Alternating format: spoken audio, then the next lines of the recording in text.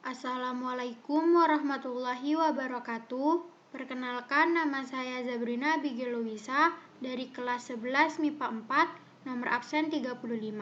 Pada pertemuan kali ini, saya akan menjelaskan mengenai proses osifikasi dan persendian atau artikulasi.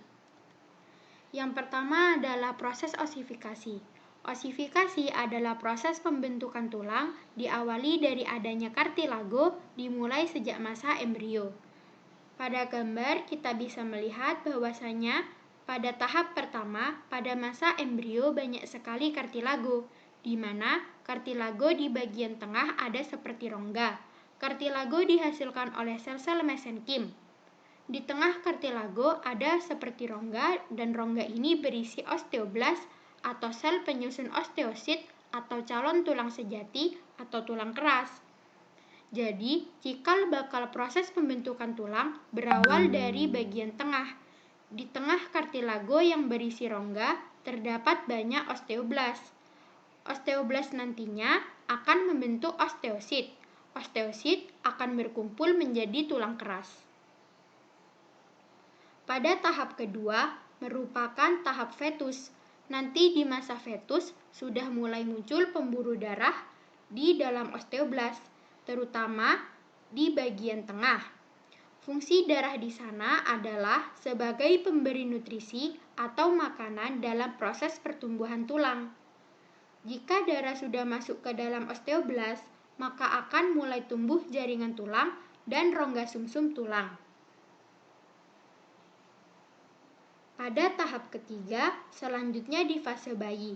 Pada fase ini akan terjadi perubahan bentuk tulang dan pertumbuhan sekunder, atau mengalami pertambahan ukuran menjadi semakin panjang dan besar. Semakin tumbuh, maka semakin banyak jalur-jalur peredaran darah. Pada tahap ketiga, tulang spons mulai terbentuk. Pada tahap keempat, tulang mengalami penambahan panjang dan besar, serta dapat dilihat pula banyak jalur peredaran darah. Pada tahap ini, diafisis memanjang dan membentuk rongga medula bersamaan dengan osifikasi.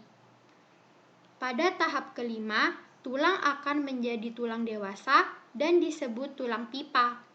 Pada tulang pipa ada 3 bagian, yaitu yang pertama, epifisis yang letaknya di bagian tepi atau pinggir tulang. Seperti yang halnya saya tunjuk ini merupakan bagian dari epifisis.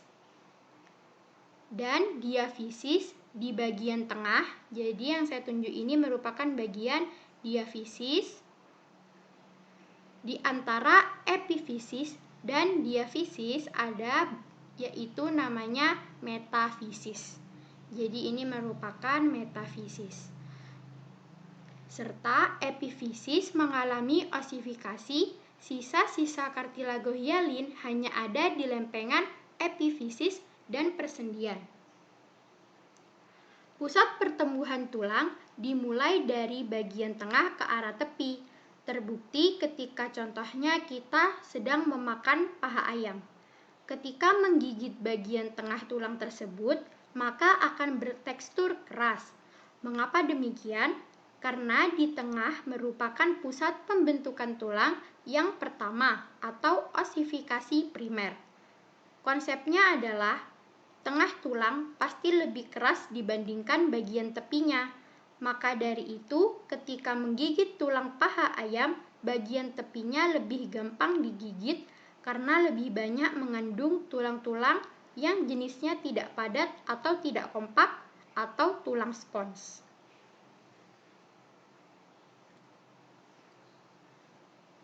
Cara pembentukan tulang atau osifikasi dibedakan menjadi 2 macam, yaitu intramembran dan endokondrium. Yang pertama adalah osifikasi intramembran, di mana pada gambar kita bisa melihat pada gambar A, prosesnya dimulai ketika sel-sel mesenkim dalam kerangka embrionik berkumpul bersama dan mulai berdiferensiasi menjadi sel-sel khusus. Beberapa sel ini akan berdiferensiasi menjadi kapiler, sementara yang lain akan menjadi sel osteogenik dan kemudian osteoblas. Meskipun mereka akhirnya akan menyebar melalui pembentukan jaringan tulang, osteoblas awal muncul dalam sebuah klaster yang disebut pusat osifikasi. Pada gambar B, osteoblas mensekresi osteoid. Matriks yang tidak terkalsifikasi, yang terkalsifikasi atau mengeras dalam beberapa hari ketika garam mineral diendapkan di atasnya. Dengan demikian, merangkap osteoblas di dalamnya. Setelah terberangkap, osteoblas menjadi osteosit. Ketika osteoblas berubah menjadi osteosit, sel-sel osteogenik di jaringan ikat di sekitarnya berdiferensiasi menjadi osteoblas baru. Pada gambar C, osteoid atau matriks tulang tanpa mineralisasi yang disekresikan di sekitar kapiler menghasilkan matriks trabekular, sedangkan osteoblas pada permukaan tulang spons menjadi periosteum. Pada gambar D, periosteum kemudian menciptakan lapisan pelindung tulang kompak yang dangkal ke tulang trabekular.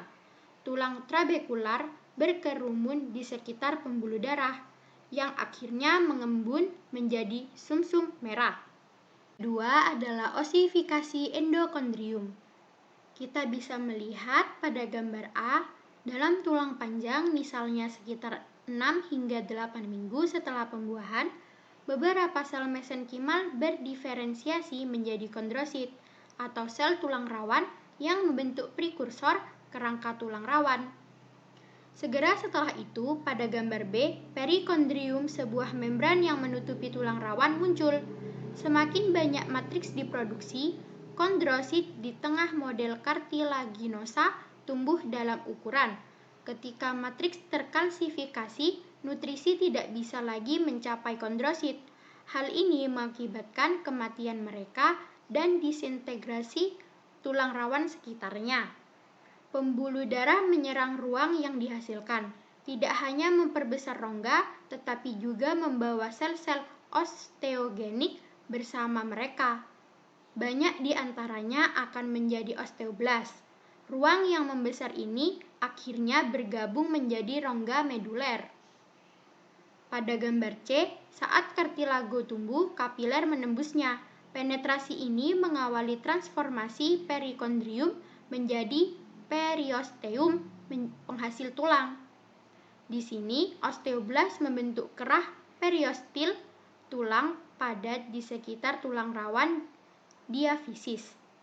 Pada bulan kedua atau ketiga kehidupan janin, perkembangan sel tulang dan osifikasi meningkat dan menciptakan pusat osifikasi primer, sebuah wilayah yang jauh di dalam kerah periostil tempat osifikasi dimulai. Pada gambar D, sementara perubahan yang dalam ini terjadi, kondrosit dan tulang rawan terus tumbuh di ujung tulang atau epifisis masa depan, yang meningkatkan panjang tulang. Pada saat yang sama, tulang menggantikan tulang rawan dalam diafisis. Pada saat kerangka janin sepenuhnya terbentuk, tulang rawan hanya tinggal di permukaan sendi sebagai tulang rawan artikular dan antara diafisis dan epifisis sebagai lempeng epifisis, yang akhirnya bertanggung jawab untuk pertumbuhan tulang longitudinal. Pada gambar E, setelah lahir urutan kejadian yang sama ini atau mineralisasi matriks, kematian kondrosit, invasi pembuluh darah dari periosteum, dan pembenihan dengan sel-sel osteogenik yang masih menjadi osteoblas terjadi di daerah epifisis, dan masing-masing pusat kegiatan ini disebut dengan pusat osifikasi sekunder. Kedua yang akan saya bahas adalah persendian atau artikulasi. Persendian adalah hubungan antara dua tulang atau disebut dengan artikulasi, yang mana nantinya tulang tersebut dapat bergerak. Fungsi utama dari persendian adalah memberikan fleksibilitas dan pergerakan pada tempatnya, serta sebagai proses anggota gerak. Persendian berdasarkan strukturnya dibedakan menjadi 3, yaitu yang pertama adalah fibrosa atau tak bergerak. Persendian fibrosa adalah persendian yang tidak dapat digerakkan, di mana letak tulang-tulangnya sangat berdekatan dan hanya dipisahkan oleh selapis jaringan ikat fibrosa. Contohnya seperti sutura di antara tulang-tulang tengkorak. Yang kedua adalah kartilago atau sedikit bergerak. Persendian kartilago adalah persendian yang pergerakannya sangat terbatas, di mana tulang-tulangnya dihubungkan oleh tulang hialin. Contohnya adalah tulang iga. Yang ketiga adalah sinovial atau leluasa bergerak. Persendian sinovial adalah persendian yang gerakannya dapat leluasa atau bebas bergerak, yang merupakan bagian terbesar persendian pada bagian tubuh manusia. Contohnya sendi bahu dan pinggul, siku, lutut, serta sendi pada jari-jari tangan dan kaki. Persendian berdasarkan gerakannya dibedakan menjadi 3. Yang pertama, sendi sinartrosis, yang kedua, sendi amfiartrosis, dan yang ketiga adalah sendi diartrosis. Yang pertama adalah sendi sinartrosis atau sendi mati. Sendi sinartrosis adalah sendi yang tidak dapat digerakkan karena tidak memiliki celah sendi dan dihubungkan dengan jaringan ikat fibrosa atau kartilago. Jenis dari sendi sinartrosis dibagi menjadi 2. Yang pertama adalah sinartrosis sinfibrosis, adalah sendi yang dihubungkan dengan jaringan ikat fibrosa berbentuk serabut yang mengalami penulangan. Contohnya sendi pada tulang tengkorak. Hubungan antara tulang tengkorak disebut dengan sutura.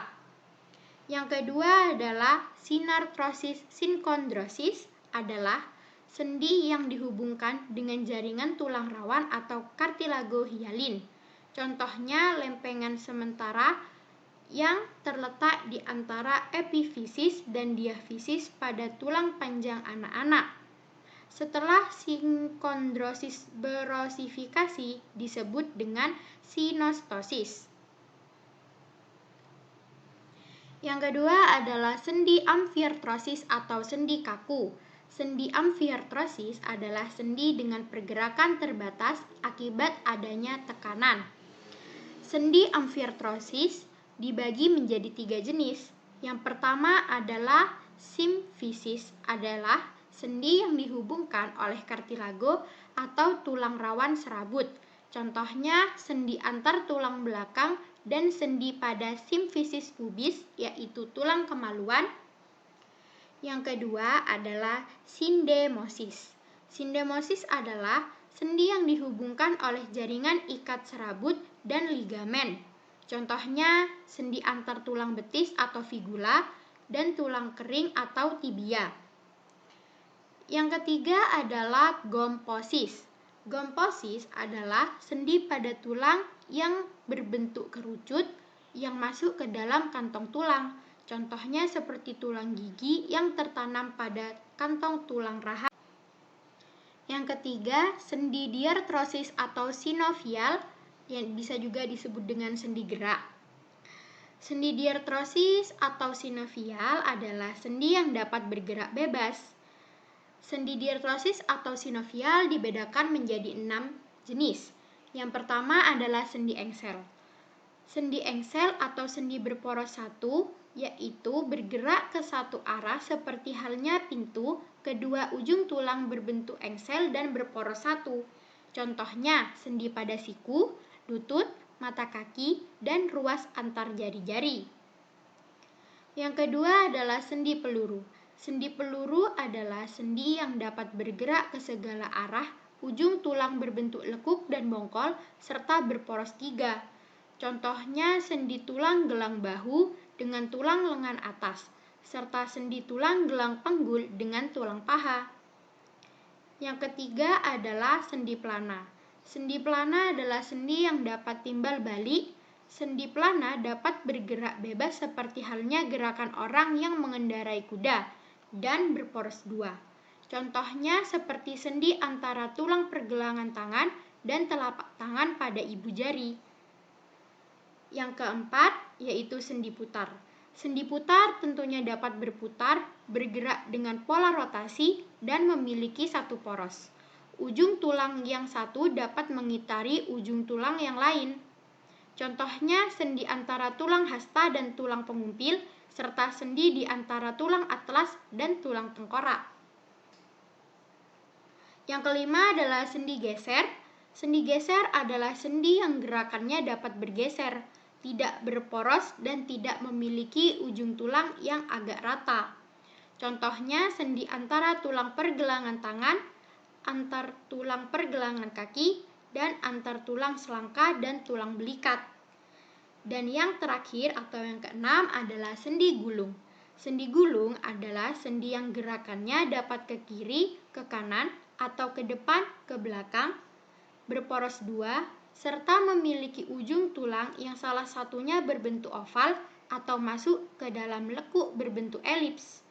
Contohnya, sendi antara tulang pengumpil dengan tulang pergelangan tangan. Sekian dari saya, kurang lebihnya mohon maaf. Wassalamualaikum warahmatullahi wabarakatuh.